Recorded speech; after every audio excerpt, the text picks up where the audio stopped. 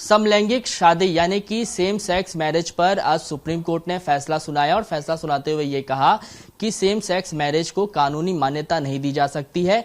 साथ ही supreme court ने ये कहा कि जो क्वेयर कपल हैं वो बच्चों को गोद नहीं ले सकते हैं। इस पर हमारे साथ खास बातचीत के लिए नक्षत्र बागवे मौजूद हैं और अरुणा देसाई मौजूद हैं। हम एक एक करके दोनों के पास आएंगे। नक्षत्र, पहले मैं आपसे समझना चाहूंगा कि सुप्रीम कोर्ट के इस फैसले को आप किस तरीके से देखते हैं?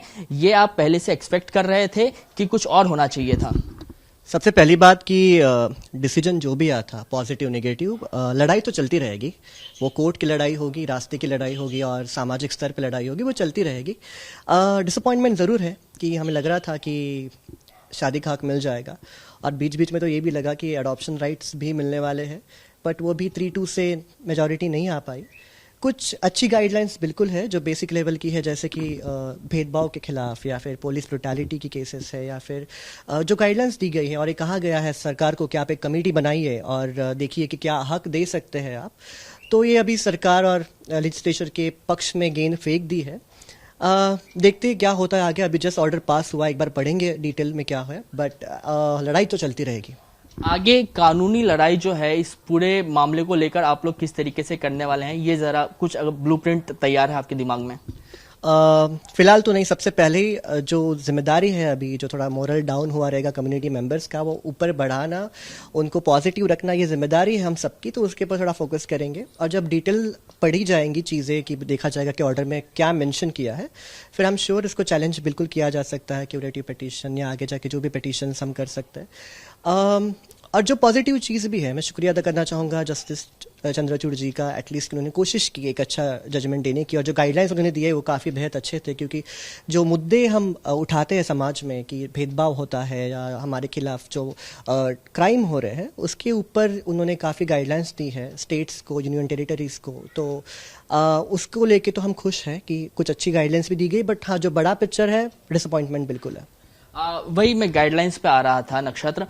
सुप्रीम कोर्ट ने 8 जो है वो 8 पॉइंट्स में निर्देश दिए हैं केंद्र सरकार को कि जो LGBTQ कम्युनिटी है उनके जो अधिकार हैं उनका जो है वो रक्षण होना चाहिए। उस गाइडलाइंस को आप किस तरीके से देख रहे हैं? उस गाइडलाइंस में एक सबसे इंपॉर्टेंट पॉइंट ये भी है कि सेम सेक्स मैरिज या फिर होमोसेक्सुअल पीपल ये कोई अर्बन कैटेगरी के लोग नहीं है। आज जो बंदा मेरे जैसा मुंबई का वो गे हो सकता है और एक गांव का बंदा जो खेती करता है वो भी गे हो सकता है। सो ये जो सबसे बड़ी एक मिसकंसेप्शन फैलाई जा रही थी कि अर्बन एलिट कंसेप्ट है, उसको तोड़ दिया गया है सुप्रीम कोर्ट द्वारा। उसके लिए तो बहुत बहुत शुक्रिया कि ये होमोसेक्सुअलिटी ये कहीं पे भी हो सकती है, किसी के क्लास या किसी के इनकम के ऊपर ये डिपेंडेंट नहीं है। सो वो एक चीज़ है जो हम अप्रिशिएट बिल्कुल करते हैं। और दूसरी चीज़ है जो गाइडलाइंस दी गई है, पुलिस को दी गई है, जैसे कि जब सेम सेक्स कपल भले उनको रिकग्निशन ना मिले, बट अगर साथ में रहना चाहते हैं और अगर उनकी फैमिली उनको ज़बरदस्ती करे वापस आने के लिए, तो उनको पुलिस वापस ना भेजे उनके फैमिली के पास। ये डिसीजन दिया है कोर्ट ने। सो काफ़ी डिसीजंस है जो पॉजिटिव है, गाइडलाइंस है, बट जो बड़े राइट्स जो उम्मीद थी सालों से वो तो नहीं आए हैं, जिसका दुख है, बट लड़ाई चलती रहेगी। मैं देख रहा था कि सेलिब्रेशंस का जो है आपने पूरी तरीके से तैयारी कर लिया था। हमने मिठाई ऑर्डर की थी, बट पॉजिटिव चीज़ के लिए मिठाई ज़रूर खाएंगे और जब सारे हक मिलेंगे तो बहुत बड़ी पार्टी होगी।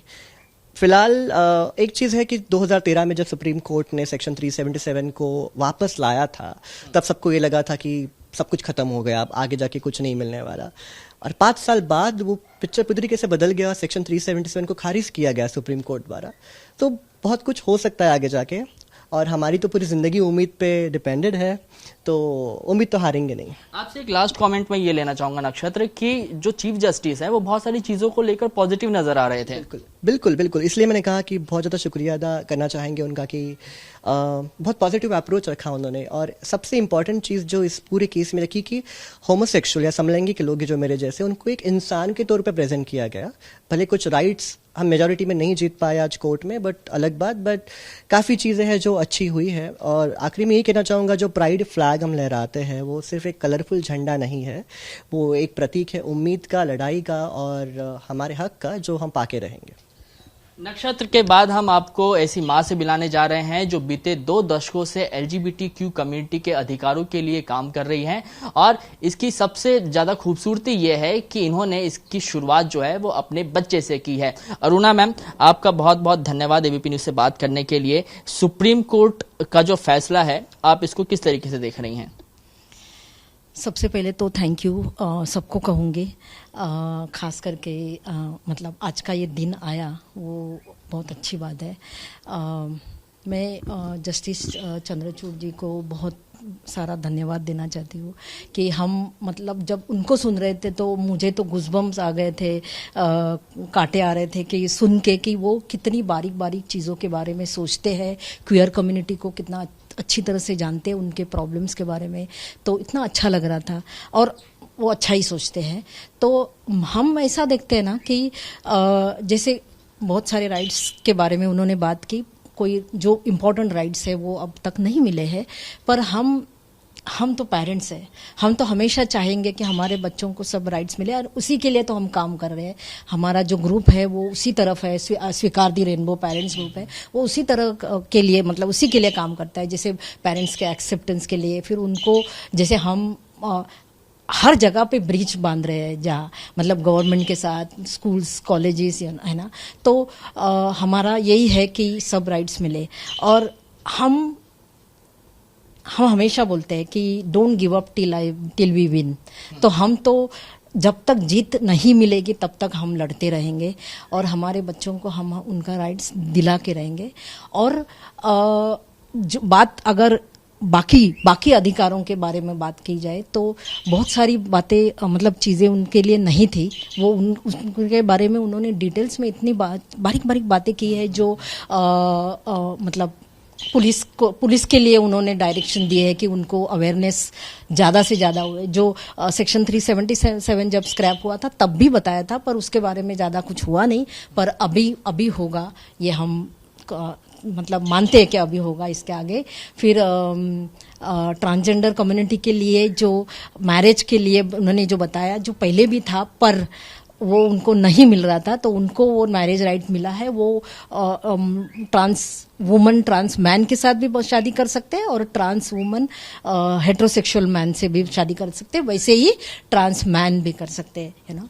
तो वो शादी के राइट्स उनके कंफर्म हो गए, बहुत अच्छा लग रहा है। और सेम सेक्स पीपल बाकी जो हम मैरिज इक्वालिटी के बारे में बात कर रहे थे वो अब तक नहीं हुआ, कोई बात नहीं, वो भी हो जाएगा। और एडॉप्शन के लिए हमें इतना अच्छा लग रहा था कि जैसे हम पेरेंट्स हमेशा बोलते हैं कि बाकी राइट्स अगर मतलब शादी का अगर नहीं भी मिला तो मैरिज का मतलब मैरिज से लग के जो बाकी राइट्स है वो मिल जाए, जैसे एडॉप्शन का हो, बैंक के लिए नॉमिनी हो, हॉस्पिटल में अगर पार्टनर अगर बीमार पड़ते हैं तो वो उसका जो स्पाउस है उनके जो वो क्लेम कर सकते कि वो उनकी फैमिली है। वो सब चीज़ों के लिए हम ज़्यादा कोशिश कर रहे थे कि शादी का अगर मिले या नहीं भी मिले लेकिन बाकी चीज़ें राइट्स मिले। तो ऐसा लग रहा है ज़्यादातर मिल गए, पर एडॉप्शन के लिए बहुत बच्चे क्वेयर कपल्स से ना कानूनी लड़ाई जो है वो आगे भी जारी रखेंगे क्योंकि निराशा हाथ लगी है। हम तो हमेशा बोलते हैं कि हम होंगे कामयाब, तो हम तो वैसे भी कामयाब हुए, हमारी लड़ाई हमेशा जारी रहेगी। हम निराश वैसे नहीं हुए हैं क्योंकि मैं तो इस बात से खुश हूँ कि इतने सालों तक इस बारे में मैरिज इक्वालिटी के बारे में बात ही नहीं हो रही थी। इतनी बार कोशिश की पार्लियामेंट में, इतनी बार हमने पिटीशंस दिए थे, पर उसके बारे में कभी कुछ नहीं हुआ। पर ये दिन जब आया कि सुप्रीम कोर्ट में इस बारे में जब हियरिंग शुरू हो गए, वही बड़ी बात हमारे लिए थी। तो ये भी हो जाएगा, आगे हमारी लड़ाई जारी रहेगी और हमारे बच्चे जीतेंगे। आज के दिन में मुझे साल 2007 याद आ रहा है, जिस दिन आपके बच्चे ने उसी साल में जब आपके सामने उसकी मन की बात कही थी, उस दिन को मैम किस तरीके से याद करती है और आज के दिन से उसको किस तरीके से रिलेट कर रही हैं? मैं सच बताऊं तो मैं उस दिन भी खुश थी जब मेरे बच्चे ने बताया था, और आज भी मैं बहुत खुश हूं। मैं तो ये सोचती हूँ कि दुनिया ने अगर उनको एक्सेप्ट नहीं भी किया कोई बात नहीं, उन्होंने खुद को एक्सेप्ट करना सबसे ज्यादा इंपॉर्टेंट है। उसके बाद पेरेंट्स, हम एज अ पेरेंट्स हम एक्सेप्ट करते हैं, तो हम तो यही देखते हैं कि वो हमारे बच्चे विनर्स ही है।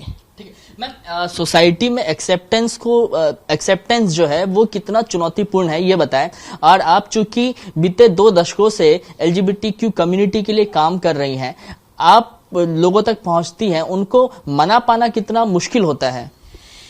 ये तो बहुत बड़ा चैलेंज रहता है।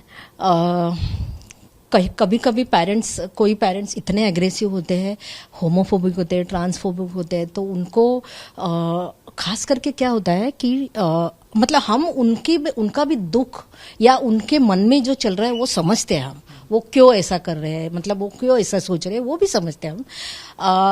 खास करके हमको ट्रांसजेंडर फैमिलीज के पेरेंट्स रहते हैं, उनको समझाना थोड़ा कठिन हो जाता है, क्योंकि उनके लिए ऐसा होता है ना कि मतलब जैसे अगर उनका बचपन में अगर उनका मतलब बच्चा अगर लड़का पैदा हुआ है और जिंदगी भर मतलब जब जैसे पकड़ के चलिए अगर 20 साल की उम्र में अगर बच्चे ने बताया कि मैं लड़का नहीं हूँ, मैं एज अ मतलब अंदर से मैं लड़की फील करता हूँ, ऐसे अगर वो बोले तो पेरेंट्स के लिए वो होता है कि 20 साल तक वो उनको लड़के की तरह बुला रहे हैं, देख रहे हैं, और अचानक से पूरा चेंज होना, बोलना मतलब उनके प्रोनाउंस से लेके सब चीजें चेंज हो जाती, तो अचानक से उनके लिए वो कठिन हो जाता है। वो सोचते हैं कि आज तक हम लोगों को बता रहे हैं कि वो हमारा लड़का है और अब लड़की कैसे, तो ये कठिनाइयां आती है, उनको समझने में बहुत मुश्किल हो जाती है। तो हमारी कोशिश पूरी रहती है कि हम मतलब उनको प्रैक्टिकल तौर पे हम समझाते हैं कि ये कितना नेचुरल है। अगर मतलब वो ऐसा नहीं है कि आज 20 साल के बाद वो बता रहे हैं, उनको उनके लिए वो सोच के चलिए 3 साल या 4 साल से ही उनको लग रहा है कि वो अंदर से जो जेंडर में वो पैदा हुए वो नहीं है, वो अलग है, उससे विपरीत है। सुप्रीम कोर्ट ने जो स्पेशल मैरिज एक्ट है उसमें इंटरवीन करने से मना कर दिया और ये कहा है कि जो संसद है उसका अधिकार है कानून बनाना। इस चीज को आप किस तरीके से देख रही हैं? इस चीज के बारे में हमें पहले से पता भी था, तो पर हम ये सोच रहे थे कि अगर सुप्रीम कोर्ट के मतलब अगर जस्टिस के मुंह से अगर आते हैं कि ये मैरिज इक्वालिटी इज इम्पॉर्टेंट, मतलब फंडामेंटल राइट है और सबको अधिकार होना चाहिए, ये अगर उनके मुंह से आता है और उन्होंने जो बताया कि कमेटी बनाए, और अगर हम मतलब कमेटी अगर होती है और उसमें हम ये मुद्दा उठाते हैं, हम बात करते हैं और कमेटी मेंबर्स अगर बात करते हैं उसके बारे में, तो हो सकता है मतलब पार्लियामेंट भी, सरकार भी उसके लिए एक्सेप्टेंस दे सकती है। सरकार ने इस बात का विरोध किया है, लेकिन सुप्रीम कोर्ट ने ये साफ तौर पे कहा है कि उनको कमेटी बनाने का सुझाव दिया है। तो क्या आपको लगता है कि आने वाले दिनों में सरकार के जो इस वक्त सरकार का मत है उसमें बदलाव आ सकता है? अब उन्होंने डायरेक्शन दिए हैं कि कमेटी बनाने के लिए, तो हम चाहते हैं और हम कोशिश करेंगे कि सरकार से बात करके कमेटी बनाए और हम उनको हेल्प करें कि, और हम कोशिश करेंगे कि अवेयरनेस ट्रेनिंग्स रखें जिससे उनको समझ में आए कि जैसे सुप्रीम कोर्ट जजेस जो बात कर रहे हैं वो क्या बात कर रहे हैं, उस डायरेक्शन में हम उनको समझाएंगे और हमको लगता है कि पॉजिटिव रिजल्ट आए। धन्यवाद अरुणा जी हमसे बात करने के लिए। कैमरामैन अनिल पवार के साथ कृष्णा ठाकुर, ABP न्यूज, मुंबई।